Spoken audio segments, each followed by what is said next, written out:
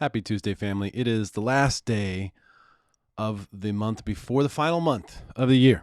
How about that? Isn't that something? Tomorrow is December 1st. It is Christmas music season. Hopefully you've worked off your turkey 5. You always get that extra turkey 5. I am going to run through a couple things today. There's been a lot going on. I wish I could do a video every day. It's just not possible. Apparently Facebook wants me to post on this page. I'm posting right now, guys. Will you just let me share it? Some bad news in the world of social media. Twitter CEO Jack, he's no longer going to be the CEO of Twitter. He's stepping down.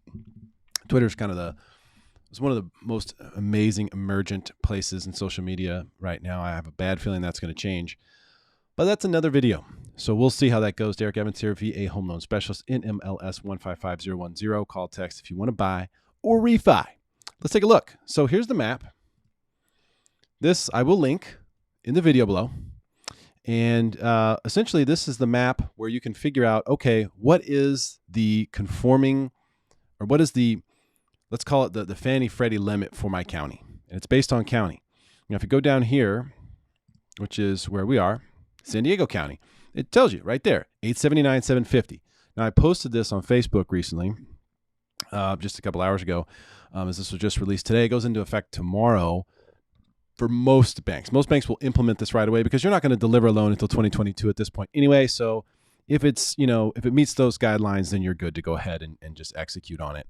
So 879,750. What does that mean? What about these areas here that are gray that say 647,200? What's that? So Fannie and Freddie make a loan limit that is countrywide. Hey, that's the 647,200. No matter where you are, you can use that. You can get that maximum loan from us using our program. And so you can put 5% down, and as long as your loan amount is $647,200 or less, you can get a Fannie or Freddie deal. Conforming conventional loan. It is conforming limit, conventional loan. Okay. But in certain areas where there's higher costs, you'll see that they're higher. What's this area up here? Wyoming, Teton County. Teton County. Would love to own some property up there. Man, I've been looking for so long. Loan limit there, $978,000. Why is that the case? Well, because property's expensive there. It's right near Yellowstone. It's beautiful. In San Diego, $879,750. Go up to Orange County, $978,000. Go up to Los Angeles County, $978,000. See what I'm saying? In Ventura County, $851,000. So these are areas where you now have a high balance limit on top of the fact that you have this conforming limit. What does that mean? Well, that means if you're going to get a loan above $647,200, but it's going to be at this number or less. For in San Diego, $879,750, you can still get a conventional loan, which is pretty cool. Now, it's a high balance loan, so the rates are typically a little bit higher on those high balance loans than they are on the conforming limit loans. I won't go into the explanation of why. It does make sense, but trust me, it's a little bit complicated. But essentially, you go up into that high balance range. There's a little extra risk factor there that has to get put into the interest rate, so the rates will be a little bit higher. So for people, for example, I have someone who just went into escrow, their loan amount is $627,000. Well, now with the $647,200 being the limit as of tomorrow, that's going to make that a conventional loan that is a conforming balance instead of being a high balance loan. And so that should hopefully help them get a better interest rate. So just as an example, now this map, you can play with it. It's interactive. You can look all over the country. You can see what are these different areas, what do they mean. Important note is for everybody who is in Riverside County, Riverside, San Bernardino, as well. The 647,200, particularly in Riverside. Why? Because there's no high balance limit in that area. There's no high balance limit in that area. In fact, the FHA limit, I should have looked that up before I did this video, is even less than that. And so there's no high balance, so you can't get high balance loans in that area. It just doesn't exist, even though they qualify for it. For some reason, the county does not want to do it. And so therefore, they're just held to whatever the conforming loan limits are, which is now going to be $647,200. That is a nice jump though. And it is really, really helpful. I mean, it's almost $100,000. That's a big jump. Almost exactly $100,000 from what it was previously. So even though we've all been kind of playing with the 625 number for the last couple months, now in those areas, you're green lit for $647,200. I expect that to cause prices in Riverside and San Bernardino to go up quite a bit. And some of the things we're going to talk about here. Now, the Fed spoke today. Here's what's really interesting. You want to know what's really interesting? Let me show you. What's really interesting is I can go here to the home page of CNBC. Now, the Fed Chair Jerome Powell spoke today in front of Congress, testified in front of Congress today regarding the current state of the economy, inflation, et cetera, the Omicron variant or whatever. And look at this. Front page. Where is it? It's not here. Why is that not front page? I don't get it. You have to look for it. You have to search for Powell, and then you can get it. Now, why is that the case? Well, what he said was not good for stocks, okay? Let's take a look at what it did to the markets today. The Dow lost 650 points, S&P lost 88 points, and the NASDAQ lost 245 points. Not exactly ideal. Meanwhile, in the crypto world, Bitcoin down 1.5%, while Ethereum is up 6%. Remember, I've been telling you, Ethereum, this is why you have to own both of those, because Ethereum has a totally different catalyst, a totally different momentum behind it. It's a totally different scenario. And in this case, I think you're seeing people sell Bitcoin to buy Ethereum. This is literally what I think is going on. Otherwise, Bitcoin should be up today. The confirmation from the Fed of the extent of the inflation, which I've been telling you for months and months and months. Listen, they know the real answers. They're just not telling you. Don't think they're stupid. They know what's going on. They know what the real numbers are. They've just been lying to us. I've been telling you for months. Who am I? I'm nobody. I'm a guy. I'm a guy in his home office. I'm nobody. How is it so obvious? I can tell you we've been seeing hyperinflation for months and months, and now the Fed finally, well, two reasons. Number one, they've been lying. Number two, bow tie guys, economists, they work in the past. And the further in the past, the better, because the more data they have. They love data. And so they're always going to be trailing. Even if you had like a really honest, do-gooder Fed chair, they're always going to be trailing what's happening. So you have that on top of the fact that they've clearly been hiding this because it makes them look bad. That's the problem. If you ask someone to bring you a report on their performance, what do you think the report's going to look like? Do you think it's going to be skewed in their favor? Damn right. That's exactly what's been happening. So now, in front of Congress, he's saying, hey, this is a Senate panel. We need to move things up. The tapering timeline needs to accelerate a few months sooner. We're going to discuss it. And he also said, this is huge. It's probably time to retire the word transitory.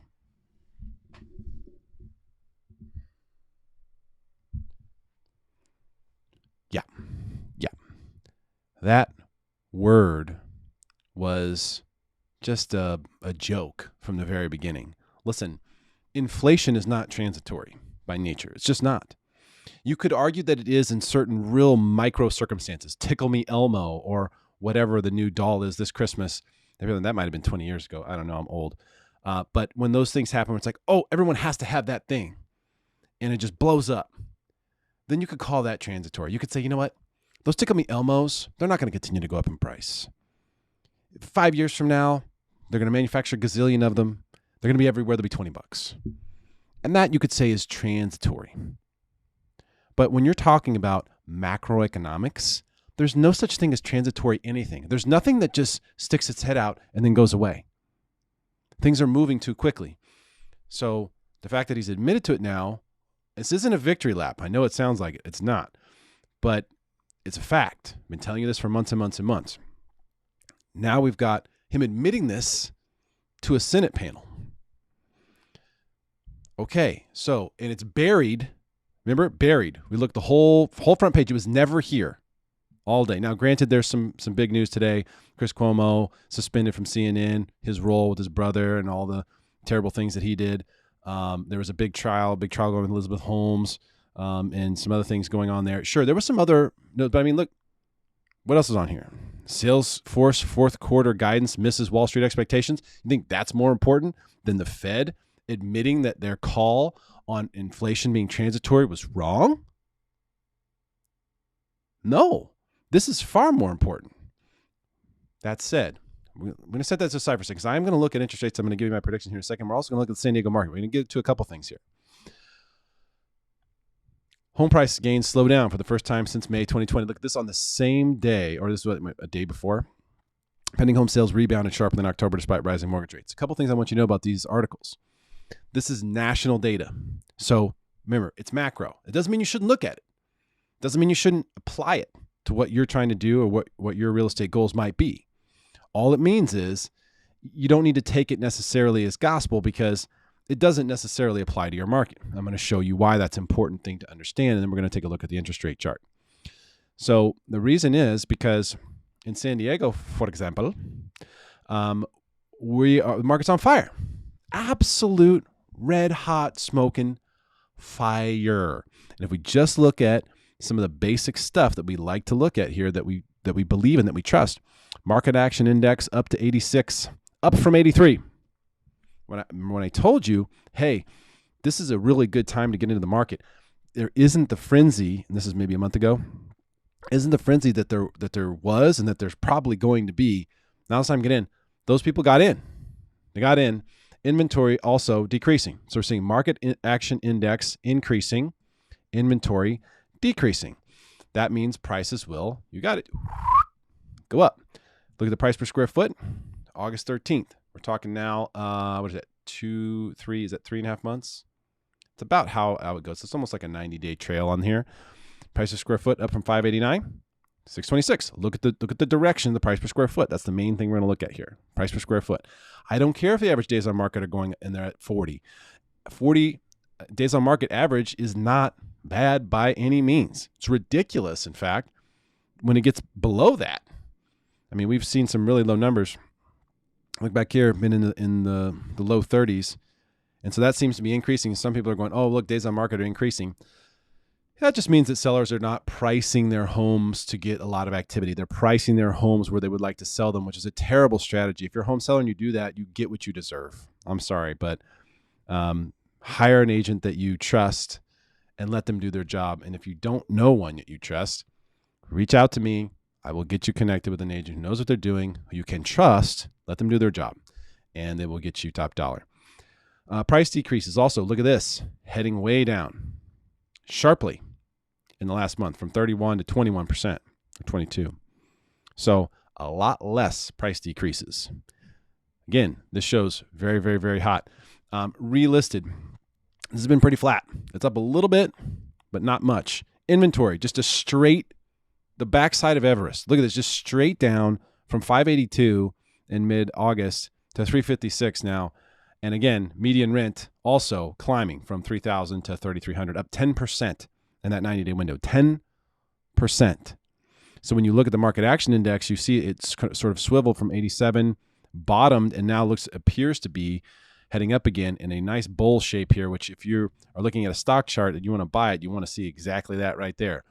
All of this stuff points to, in my opinion, continued run-up in home prices here in San Diego. And we'll just look at the attached here real quick as well before we hit the interest rate chart. And you'll see a lot of the same stuff. Market action index up 3 points from 82 to 85.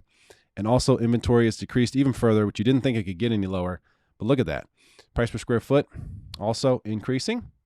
579 to 595, not too much higher, but you're seeing that price decreases have just fallen off completely.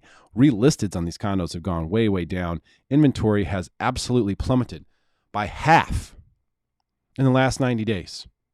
By half. Median rent skyrocketing from $2,580 to $2,850. So that's a huge increase. That is more than 10%. That's like 12%. And what you'll notice here, what's interesting about the condo market is the market action index has gone up steadily and is rising very quickly. We were we were in the 70s for a long time on the condo side. By the way, Altos Research, you can see it right there on the screen. It's an awesome place to get information. You can get it really, really drilled down to, like if you want to look at like La Mesa, for example, you can pull that up, view the report, and it gives you all the stats. and it'll pull all this stuff for you for La Mesa, which you can see is an even stronger seller's market, 91 there in La Mesa. And you can watch some of these different things take place with median price per square foot. As you can see here, is just going nothing but up. There's zero price decreases. Okay. So when you look at some of these smaller markets, you may say, hey, there's not a whole lot here. Like at La Mesa City, look at this inventory, 5 houses, 5.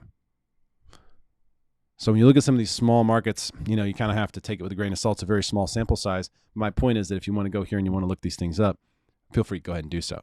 And you can get all this data for yourself anytime. It's free. You have a Facebook account, sign in with your Facebook or whatever, and you're good to go. All right. So the truth is, no matter what they're saying about national news, the truth is we have the real data. We can see here that ultimately what's happening in the San Diego marketplace is completely red hot on fire. And I'm sorry if I'm in the way of a one-man band here. But now let's take a look at this. All right, let's look at the interest rate chart. And this is where the bad news comes in. I hate today's candle. I hate it. I don't like it one bit. I was optimistic after yesterday's close. But ultimately, if we zoom out just a little bit, and this is probably the most important thing of everything that's going on in real estate, other than, just the overall inventory shortage, just the lack of supply that we have. But you can see that there is a downtrend here that is still running the roost. And even just getting a whiff at it today, even just coming up anywhere near it and just got pummeled afterwards. You see this huge drop here. We closed here. So we lost all of that. Unfortunate, because we had worked really hard. You could see all the buying that was taking place. Look at this long wick here from yesterday. They were trying to keep this thing up, especially above this particular support level here at 102.50. And today we were running up here. This candle was green early in the day. Boy, it looked good. It was like, man, here we go. Let's go. Giddy up. Let's go. And just wasn't to be. Mostly that's on the heels of this, which got buried, remember, on CNBC. Why? You tell me. You tell me. At the end of the day, we lost 23 basis points, and I see things getting worse from here. When the Fed says, yeah, we're going to taper faster, we're going to taper sooner, what that does is it causes people who have big positions in these bonds, who may want to exit, to look at a day like today when we're up for no reason, really, other than just the sellers have just sort of disappeared, and they come in and they want to sell. And so what you saw here was volume selling, and that volume selling from big sellers is probably just the tip of the iceberg. I imagine there's going to be a lot of exiting in these bonds that takes place as the Fed is still continuing to buy. Because remember, they're tapering. They're not getting out. They're just tapering their purchases down. So they're still going to be in there buying, kind of holding the market up. And anyone who wants to get out is going to want to get out as soon as possible in that tapering process. You don't want to wait until they're at the final leg of the taper before they're completely out of this thing. A lot of people thought that the Omicron variant was going to allow for the Fed to make a statement regarding, loosening up. Hey, we need stimulus. We have a problem coming. Let's get some stimmy going. A lot of people were thinking that. They were wrong. That's not what they're doing. That's not what they're looking at. Apparently the Fed is going to try to combat inflation. I didn't know if the Fed was ever going to address inflation or not, because they haven't been acting like it existed. This is the first time we've really seen them go, yeah, it's really bad. Yeah, transitory wasn't the right word. Yeah, we're going to have to accelerate things. Yeah, tail between our legs, we screwed up. So we need to come in and we need to do this. So what does that mean? It means you can expect higher mortgage rates, most likely, probably lower stock prices. If the world made any sense, you would see crypto go up in this situation. Inflation, the confirmation of inflation should cause crypto to go higher. Stocks should get pummeled and bonds should get worked. Now, the other thing that I'm looking at here is oil, which I have a $100 price target on. We're at $67. What happened? We have to listen to oil. Oil will tell us a story about the more broader economy, because you need oil to do all the stuff that makes the economy robust. You need oil to drive all the the semi trucks. You need oil to fly the planes and cargo planes and to move stuff around. All the big ships that move things and all that stuff. It's important. You need oil to move stuff, basically. So if the economy is going well worldwide, you're going to see price of oil go up because there's going to be lots of demand to move stuff around from here to there. So oil is just at the most basic level is a good barometer for the overall economy. Back in the day, we used to look at like the dry shipping companies, and those were like the best barometer because if there was demand for the dry shipping companies, then you knew the economy was doing well. If there wasn't, then you knew there might be a slowdown coming. So those were kind of what we looked at. But oil has always been this beautiful sort of indicator to let you know what's going on. And right now, oil is telling us it's not good. What oil is telling us is not good. So we just got to pay attention to that. We're going to get conflicting signs here. Well, can something like oil stop real estate demand? Can it stop crypto demand? Can it stop stock demand? Not necessarily, but it can tell us to keep our antennae up for things like CNBC hiding this testimony from Powell, where he admits that the Fed had their head in the sand and they basically, the one thing, your one job, you screwed up. How's that possible? With all the resources imaginable, how could you screw this up? So now they are backpedaling quickly. They're going to need to do some stuff. And I imagine that they're going to significantly accelerate the timetable here of the taper and possibly raise rates. I think they could raise rates early next year. I think that is something that we very well may hear in December. So we'll see. But those things right now are just getting dwarfed by the data, just getting absolutely dwarfed by what is happening overall in the marketplace, especially in San Diego. I mean, just the numbers, you've never seen anything like it. And though it makes sense, we just don't have any new inventory. We just don't. And that is the problem. People are still getting into homes. Not impossible to buy a house, but there is a strong demand there. And if you're looking at quality product, you're going to have a lot of people looking at it with you. So be prepared for that. That's all you need to do. And although I may paint an ugly picture about what's happening with interest rates, look, people are still getting great rates. VA buyers, FHA buyers are still in the twos. Low twos in some cases, but in the twos, right? It's not bad. Conventional buyers in, let's call it the low to mid threes for most people, depending on where your credit scores are, of course. It's not bad. It's not bad. It's not bad at all. So it could be a lot worse. Let's put it that way. And I do think that that's probably what we're going to see in the next year or so. So the question is, will the demand and therefore the lack of supply, will that outweigh what might happen with interest rates, what might happen with consumer sentiment? If the stock market takes a big tumble or something like that, will that particular sentiment cause people to sort of put things on hold? Those are the things that we may encounter. But for now, it's a complete and total green light. And the new loan limits that have been enacted here that will take place effective tomorrow, pretty much across the board, are just going to make it easier for people to buy homes at higher prices. So I think we can expect for sure in the near term to continue to see demand and home values increase. So that's my 23-minute analysis on this. All right, I got work to do, guys. Appreciate your time.